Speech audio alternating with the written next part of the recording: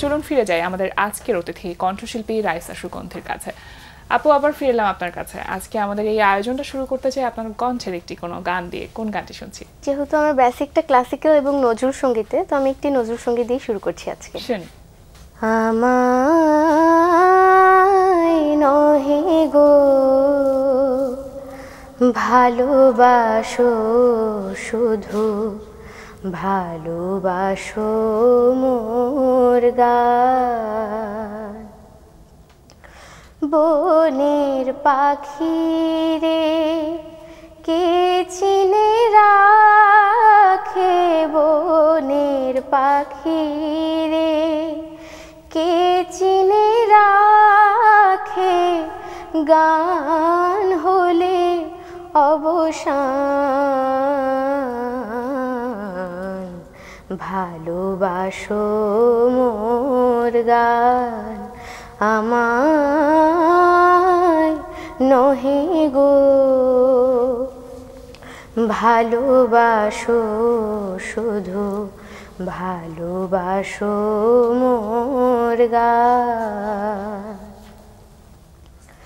চাঁদের কে চায় জোছনা সবাই যাচ্ছে, গীত শেষে না পড়ে থাকে ধুলি মাঝে। চাঁদের কে চায়, কে চায়, কে চায়, চাঁদের কে চায় জোছনা সবাই যাচ্ছে, গীত শেষে না পড়ে থাকে ধুলি মাঝে। তুমি বুঝিবে না, বুঝিবে না, বুঝিবে না, তুমি বুঝিবে না, বুঝিবে না, আলো দিতে কত পড়ে, কত প্রদীপের প্রাণ। ভালোবাসো মোর গান, আমায় নহে গো ভালোবাসো, শুধু ভালোবাসো মোর গান। বাহ, সুন্দর। আপনি তো সাধারণত নজরুল সঙ্গীত করা হয়, আধুনিক করা হয়, আবার লোকগানও করা হয়ে থাকে। কোন ধরনের গান গাইতে নিজে সব থেকে বেশি স্বাচ্ছন্দ্য বোধ করেন? বেসিকটা ক্লাসিক্যাল আর নজরুলের, ছোটবেলা থেকে এই দুইটা খুব বেশি প্র্যাকটিস করা হয়েছে। স্বাচ্ছন্দ্যের দিক থেকে নজরুলটাই আমি বেশি প্রেফার করব। আর এমনিতে আসলে আমাদের শিল্পীদের তো সব ধরনের গানই গাইতে হয়, বিভিন্ন প্রোগ্রামে বিভিন্ন ডিমান্ড থাকে, সেই অনুযায়ী দর্শকদের পছন্দ অনুযায়ী। সেই ক্ষেত্রে আধুনিকটাও ভালো লাগে, ফোকটাও করি মাঝে মধ্যে, এরকম। একই সাথে বেতার এবং বাংলাদেশ টেলিভিশনের তালিকাভুক্ত শিল্পী হিসেবেও আছেন তিন ধরনের গানের ক্ষেত্রে, নজরুল, আধুনিক এবং পল্লীতে। আচ্ছা, তো যখন আপনি বিভিন্ন রকম স্টেজ শোতে যান, কোন ধরনের গানের জন্য আপনার কাছে রিকোয়েস্ট সব থেকে বেশি আসে? আমার ভার্সিটি লাইফের আগে তখন স্টেজ শোগুলো বেশি করতাম আর কি। তো ইদানিং আমি স্টেজ শোগুলো একটু কমিয়ে দিয়েছি, কারণ সময় দেওয়া সম্ভব হয় না, ক্লাসে পড়া থাকে বা প্রেশার থাকে পড়াশোনার, যেহেতু হলে থাকছি এখন ভার্সিটির জন্য। তো এখন হচ্ছে শুধু টিভি প্রোগ্রামগুলোই করা হয়। তো টিভি প্রোগ্রামে দেখা যায় যে এই আধুনিক, পল্লী এবং নজরুল এই ধরনের গানগুলোই বেশি করা হয়। আচ্ছা, কোথায় লেখাপড়া করছেন আপনি এখন? পড়াশোনা করছি ঢাকা বিশ্ববিদ্যালয়ে মৃত্তিকা পানি ও পরিবেশ বিভাগে। রিসেন্টলি আমার গ্র্যাজুয়েশন কমপ্লিট হয়েছে। আচ্ছা, একেবারে অন্যরকম একটি বিষয়, কিন্তু আপনি তো গানের সাথের মানুষ, সঙ্গীত নিয়েও তো লেখাপড়া করতে পারতেন, সেটা কেন না? হ্যাঁ, আমি আসলে ঢাকা ইউনিভার্সিটিতে ডি ইউনিট থেকে সঙ্গীত পেয়েছিলাম, কিন্তু পরবর্তীতে যেহেতু সায়েন্স ব্যাকগ্রাউন্ডের ছিলাম, প্রেফারেন্সটা সায়েন্সের দিকেই চলে গেছে, যেহেতু সায়েন্সের ইউনিটে হয়ে গেছে, রেজাল্ট ভালো ছিল।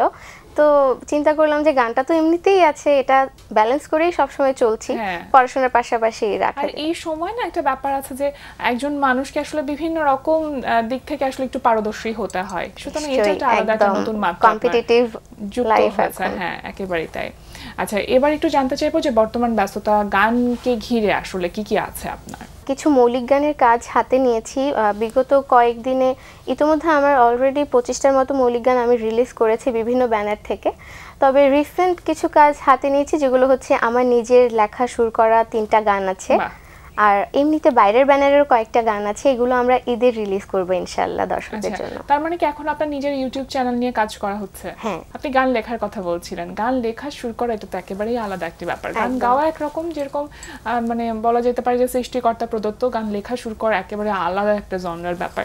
এটার সাথে আপনার আসলে কিভাবে সংযোগটা ঘটলো? গানের সাথে তো ছোটবেলা থেকেই আছি, তো গান গাইতে গাইতে অনেক ধরনের অভিব্যক্তি মনে ফুটে ওঠে আসলে, তো সেইগুলোই লেখার চেষ্টা করি। অনেক অনুভূতি, অনেক উপলব্ধির কথাগুলো লিখতে ইচ্ছে করে। হ্যাঁ, মানুষের পার্সপেক্টিভ থেকে, নট অনলি যে আমি কিরকম ভাবছি সেটাও না, বা দর্শকরা কিরকম লেখা পছন্দ করবে সেটা চিন্তা করেও কিন্তু এখন গান লিখতে হয়, কারণ যুগের সাথে তাল মিলিয়ে দর্শকদের চাহিদা অনুযায়ী পরিবেশনা আমরা অবশ্যই দিতে চাই। প্রথম গান কোনটা লিখেছিলেন? সেই গানটা গাওয়া হয়েছিল কি আপনার নিজের সুর করে? নিজের লেখা শুরু করা গান এখনো রিলিজ করিনি, সেটা হচ্ছে ঈদের জন্য রেডি করছি। একেবারে নতুন? একদম নতুন।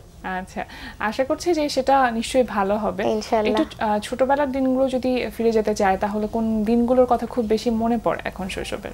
যখন থেকে কথা বলা শেখা শুরু তখন থেকে গানের সাথে যুক্ত। তো আমার নানা ভাইয়ের অনুপ্রেরণায় প্রথম সঙ্গীত জীবনে আসা, বাংলাদেশ শিশু একাডেমি নরসিংদী জেলা শাখায় ভর্তি হই। তার আগে চিত্রা বিশ্বাস আপুর কাছে হাতে খড়ি হয়েছিল অল্প কিছুদিন। তো এই যে শিশু একাডেমি, তারপরে আস্তে আস্তে বিভিন্ন কম্পিটিশন করা, সেখানে জয়ী হওয়া বা অনুপ্রেরণা পাওয়া, সবার প্রশংসা পাওয়া, সেখান থেকেই আসলে উৎসাহটা বেড়েছে যে না, গানের ক্ষেত্রে হয়তো আমি ভালো করব ইনশাল্লাহ। আপনি বলছিলেন নানা ভাইয়ের অনুপ্রেরণাই আসলে গানে আসা। নানা ভাই কি গান করতেন বা পরিবারে এমন কেউ ছিলেন যিনি গান করতেন? পরিবারে কেউ গানের জগতে নেই, বাট সবাই হচ্ছে সঙ্গীত প্রেমী, সংস্কৃতি মনা মানুষ। পরিবারের সবাই গান শুনতে পছন্দ করে, বিশেষ করে নানা ভাই হচ্ছে আমার অন্যতম সেরা ফ্যান আমি বলবো। তাহলে নানা ভাই কি এখনো গানের জন্য আপনাকে সেই অনুপ্রেরণা দেন? হ্যাঁ, এখনো আমার একদম ভোরবেলা যে লাইভগুলো হয় বিভিন্ন চ্যানেলে, সেগুলো তিনি সকালে উঠে দেখবে, তারপরে কোন গান কোন অনুষ্ঠানে গাইছি সেটা জানতে চাইবে, খুবই আগ্রহী সেই সব ব্যাপারে। খুবই সুইট একটি ব্যাপার। একটি গান শুনে ফেলি। আমার আনরিলিজ ট্র্যাক, যেটা আমি সামনে ঈদে রিলিজ করব, আমার নিজের লেখা সুর করে একটি গান। আমি তোমায় ভালোবাসি, মানতে চাও না তুমি, আপন হয়ে দূরে থেকে কষ্ট বাড়াও তুমি। আমি তোমায় ভালোবাসি, মানতে চাও না তুমি, আপন হয়ে দূরে থেকে কষ্ট বাড়াও তুমি। ভালোবাসা শব্দখানি শুনতে লাগে মধুর, আসলে তা মোটেও তা নয়, বিষাদে ভরপুর। ভালোবাসা শব্দখানি শুনতে লাগে মধুর, আসলে তা মোটেও তা নয়, বিষাদে ভরপুর। সেই বিষাদ নিয়ে দিনের পর দিন বেঁচে আছি আমি, আপন হয়ে দূরে থেকে কষ্ট বাড়াও তুমি। আমি তোমায় ভালোবাসি, মানতে চাও না তুমি, আপন হয়ে দূরে থেকে কষ্ট বাড়াও তুমি, আপন হয়ে দূরে থেকে কষ্ট বাড়াও তুমি। সময় তো প্রতিটা নিয়ত চেঞ্জ হচ্ছে, প্ল্যাটফর্ম চেঞ্জ হচ্ছে, শ্রোতা দর্শক চেঞ্জ হচ্ছে, শ্রোতা দর্শকদের রুচিবোধের জায়গাটা বেশ অস্থিরতায় ভরপুর। একজন শিল্পী হিসেবে আসলে কোথায় কোথায় আপনি চ্যালেঞ্জ ফেস করেন? যেই জিনিসগুলো নিয়ে বিতর্কের সৃষ্টি হয় সেগুলো বেশি ফেমাস হয়ে যাচ্ছে, আমরা দেখতে পাচ্ছি আসলে সোশ্যাল মিডিয়ার যুগটাতে এসে। কিন্তু আমরা ছোটবেলা থেকেই যেহেতু গান শিখে বড় হচ্ছি, এখনো শিখছি, আসলে আমাদের শেখার জায়গাটা সবসময় থাকবে। চেষ্টা করবো যেন শুদ্ধ সঙ্গীতটা চালিয়ে যেতে পারি, নট নেসেসারিলি যে আমাকে অনেক বেশি ফেমাস হয়ে যেতে হবে যে কোনো গান গেয়ে, এরকমটা আমার আসলে চাওয়া নাই। আমি চাই যে শুদ্ধ সঙ্গীতের পাশে থাকি, একটা নির্দিষ্ট শ্রোতা আমাকে শুনুক। বলছিলাম যে আধুনিক গানের সাথে আছেন, আবার নজরুল সঙ্গীত মানে শাস্ত্রীয় সঙ্গীত চর্চা করছেন, আবার একই সাথে লোকগান। লোকগান তো একেবারে একটু ভিন্ন জনরার একটা গান, তো সেটা রপ্ত করতে কি আপনার একটু সময় লেগেছিল? আমাদের কণ্ঠের যেই ধরনটা সেটা কিন্তু গড গিফটেড, তো আমরা চাইলে প্র্যাকটিসের মাধ্যমে আমরা সেই টেক্সচারটা তৈরি করতে পারি আসলে অনেক সময়, বা ইম্প্রোভাইজ করতে পারি। তো আসলে দেখা যায় যে আধুনিক নজরুলের থ্রোয়িংটা একরকম হয়, পল্লীতে অন্যরকম থ্রোয়িং হয়। এটা হচ্ছে গলার ব্যালেন্সিং এর জন্য আর কি। তো চেষ্টা করি, ছোটবেলা থেকে প্র্যাকটিস করছি, যেমন হয় আলহামদুলিল্লাহ। খুব ভালো লাগছিল আপু আপনার সাথে কথা বলতে, দুর্দান্ত একটা আড্ডা হলো। খুব ভালো থাকবেন সব সময়। আজকে আমাদের আয়োজনে আসবার জন্য অসংখ্য ধন্যবাদ। সবশেষে আপনার কণ্ঠে একটি গান শুনতে শুনতে আজকে আমাদের আয়োজন শেষ করবো, তবে তার আগে আমি দর্শকদের কাছ থেকে বিদায় নিয়ে আসি। প্রিয় দর্শক, এতক্ষণ কথা হচ্ছিল অতিথির সঙ্গে, এবার সময় হলো বিদায় নেবার। আমাদের অনুষ্ঠান সম্পর্কে আপনার যে কোনো মতামত ও পরামর্শ জানাতে লিখুন এই ঠিকানায়। প্রযোজক দিন প্রতিদিন, Bangla Vision, Noor Tower, 110 Birottom CR Dutta road, Dhaka 1205। Phone 963203 থেকে 4। আমাদের ইমেইল অ্যাড্রেস dinprotidin@banglavision.tv। আল কোরআনে বলা আছে, ধর্মের জন্য কোনো জবরদস্তি নেই। নিশ্চয়ই সুপথ প্রকাশ্যভাবে কুপথ থেকে পৃথক হয়েছে। দর্শক, সবাই ভালো থাকুন, সুস্থ ও সুন্দর থাকুন। আজ সারাটা দিন সবার জন্য শুভ ও কল্যাণময় হোক। এবার গান। আধুনিক আর নজরুল তো গাইলাম, এবার একটু পল্লী ধাঁচে শোনাতে চাই আপনাদেরকে। গাইছে আমার মৌলিক গান, গানটির কথা এবং সুর করেছেন ডক্টর সোহেল মাসুদ আঙ্কেল। দিনে দিনে দিন ফুরাবে, দিনে দিনে দিন ফুরাবে, চলে তোমার পাক ধরিবে, ভুলে ভরা জীবন মন রে করো পরিপাটি, তোমার আমার বসত ভিটা 3.5 হাত মাটি মন রে, তোমার আমার বসত ভিটা 3.5 হাত মাটি।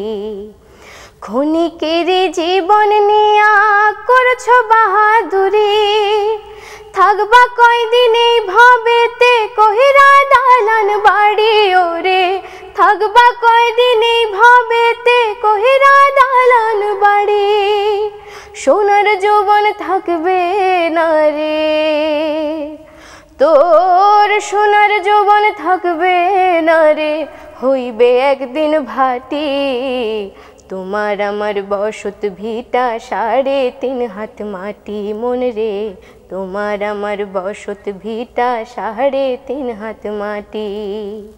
দিনে দিনে দিন ফুরাবে, চলে তোমার পাক ধরিবে, ভুলে ভরা জীবন মন রে করো পরিপাটি, তোমার আমার বসত ভিটা 3.5 হাত মাটি মন রে, তোমার আমার বসত ভিটা 3.5 হাত মাটি।